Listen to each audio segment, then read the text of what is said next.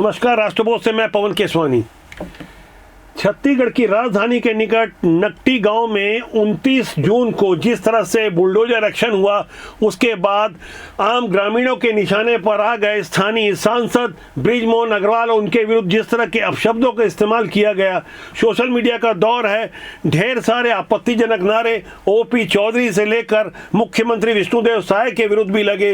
लेकिन अब इस मामले में धीरे धीरे असलियत सामने आ रही है। लेकिन बृजमोहन अग्रवाल ने एकदम स्पष्ट कर दिया है, इस पूरी घटना से भारतीय जनता पार्टी को जो नुकसान हुआ है उसकी भरपाई नहीं की जा सकती। हालांकि इस पूरी घटना को लेकर डैमेज कंट्रोल की तैयारी भी चल रही है, और लेकिन कांग्रेस जबरदस्त पॉलिटिक्स खेलने के मूड में है। वो प्रदेश बंद करवाने की चेतावनी दे रही है। यहाँ गौर करने वाली बात यह है, नकटी गांव के लोगों को लेकर पहले मंत्री ओपी चौधरी के घर के बाहर हंगामा करवाया गया।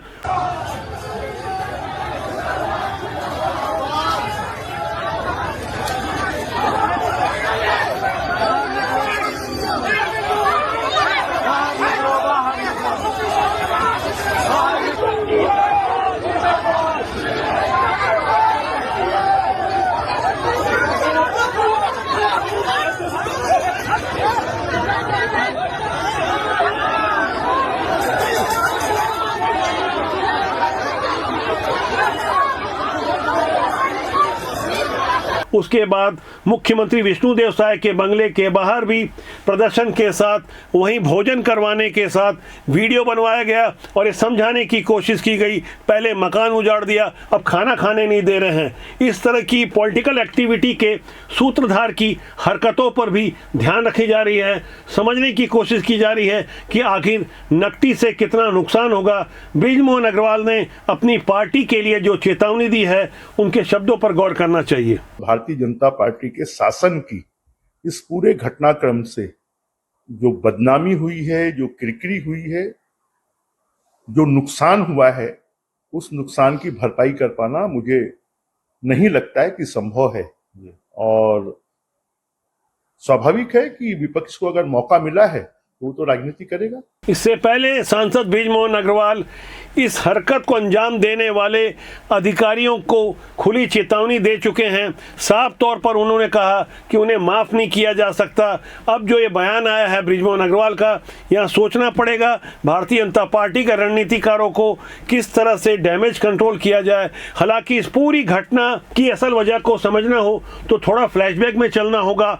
28 दिसंबर 2021, जिस वक्त कोरोना का भयानक संक्रमण काल था, त्राहिमाम की स्थिति थी, लेकिन भूपेश बघेल की सरकार ने 28 दिसंबर 2021 को इसी नकटी गांव को लेकर एक पत्र जारी करवाया था हाउसिंग बोर्ड के एग्जीक्यूटिव इंजीनियर की ओर से, जिसमें साफ तौर पर अतिक्रमण वाली बात को स्वीकार करते हुए यह भी स्पष्ट किया गया था कि यहां आवासीय प्रयोजन होगा। इस पत्र को आप गौर करें जो आपकी स्क्रीन में नजर आ रहा है। इसी तरह एक पुराना पटवारी प्रतिवेदन भी सामने आया है।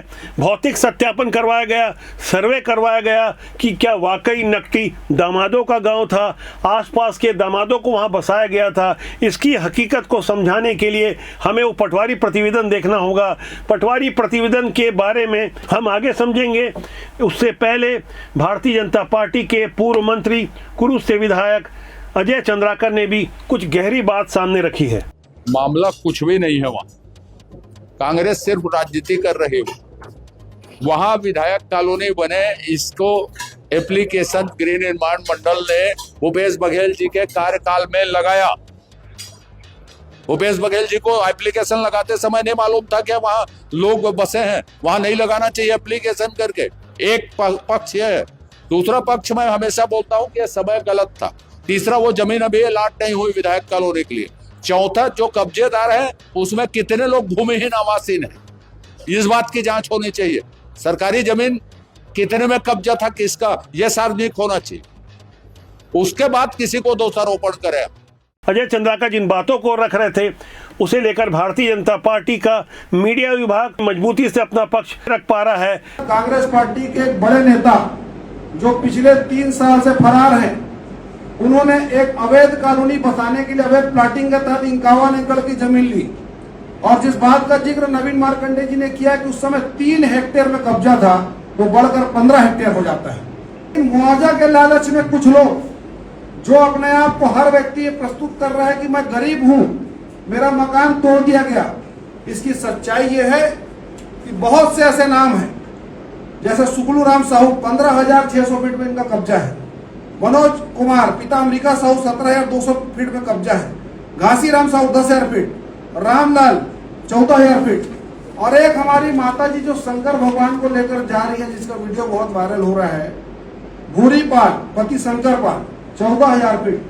क्रांति सेना के लोग वहां पर जाकर कह रहे हैं जोगी कांग्रेस के लोग पहुंचे, असल में उसको राजनीतिक पर्यटन का क्षेत्र बना दिया गया, और यह संयोग नहीं है, बड़ा प्रयोग है। लेकिन जो पटवारी प्रतिवेदन अब जो सोशल मीडिया के माध्यम से भी सामने आया है, आम लोगों को ये बात समझ में आ रही है, लेकिन ये देश इमोशन की राजनीति से चलता है। जिस तरह के फोटो और वीडियो भीगते बारिश में बच्चे और मासूम लोगों को दिखाया जा रहा है, जाहिर तौर पर किसी का भी दिल पसीज जाएगा। लेकिन ज़मीनी हकीकत हमें समझनी होगी कि आखिर पटवारी ने ग्राउंड जीरो पर जाकर एक एक मकान का सर्वे करते हुए क्या कुछ लिखा है। मकानों के साइज के बारे में यदि आप समझ जाएं तो आपको यकीन हो जाएगा कि नकटी का मामला वैसा नहीं है जैसा समझाया जा रहा है। जैसा कि पटवारी ने जाहिर किया, 10,000 फीट के 21 बड़े मकान थे।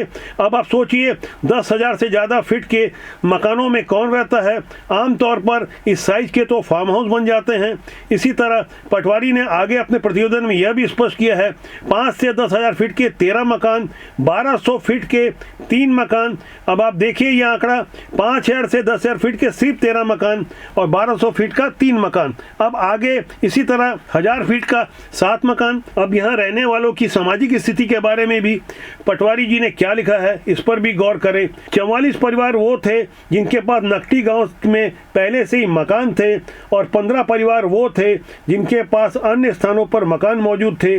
केवल 16 परिवार ऐसे थे जिनके पास कोई अपना घर नहीं था। तो क्या नकटी के उस सच को छुपाया जाता रहा, पॉलिटिकल टूरिज्म होता रहा, कांग्रेस के बड़े बड़े नेता जाते रहे, लेकिन जब आंसू दिखाए जाते हैं तो सारे मुद्दे कहीं ना कहीं थोड़े शिथिल हो जाते हैं, इमोशन कार्ड खेला जाता है। ऐसी बातों को समझाने के लिए शिक्षा मंत्री गजेंद्र यादव भी सामने आए। उन्होंने बताया कि जब वो नए विधायक बने थे फरवरी 2024 में बजट सत्र के दौरान विधानसभा में क्या कुछ हुआ था। कांग्रेस के विधायक माननीय मुख्यमंत्री जी और माननीय विधानसभा अध्यक्ष जी से जब हम पहले निर्वाचन होकर जब हम गए 2024 के बजट सत्र के दौरान, सारे लोगों ने कहा कि हमको एक ज़मीन आवास की उपलब्ध कराए। और हम तो नए थे, ज़्यादातर जो विधायक थे सीनियर कांग्रेस के लोग थे, उन लोगों ने हमारे समझ बात रखा कि एक साथ चलते हैं, माननीय मुख्यमंत्री जी और माननीय विधानसभा अध्यक्ष जी से हम ज़मीन की बात करेंगे। उसमें 2 अलग अलग स्थानों पे जमीन की बात थी, जिसमें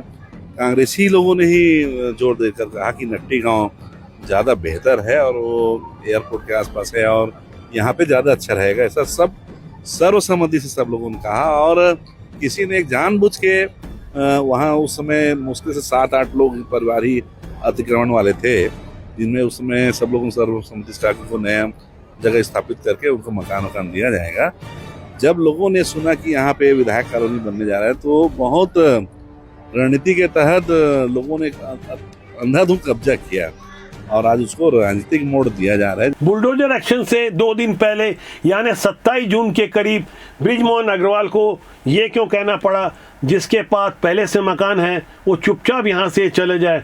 जिम्मेदार सांसद बृजमोहन अग्रवाल यूं ही किसी बात को तो नहीं कहते, लेकिन यह समझना होगा कि क्या वास्तव में बृजमोहन अग्रवाल ने जब कह दिया था कि बीच का रास्ता निकालेंगे तो अचानक ऐसा क्या हुआ। दरअसल इस पूरे मामले में जिस तरह से कांग्रेस की ओर से बैटिंग की जा रही है, ये समझाने की कोशिश की जा रही है कि ये भाजपा की आपसी कला है।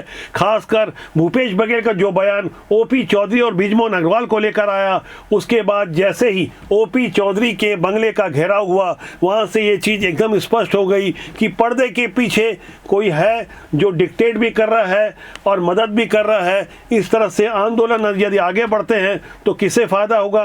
क्या भारतीय जनता पार्टी के अपने ही कुछ नुकसान पहुंचा रहे हैं या कांग्रेस के लोग मजा ले रहे हैं? इन सारी बातों को समझते हुए अब तैयारी हो रही है डैमेज कंट्रोल की। ये डैमेज कंट्रोल कब, कैसे और कितना होगा?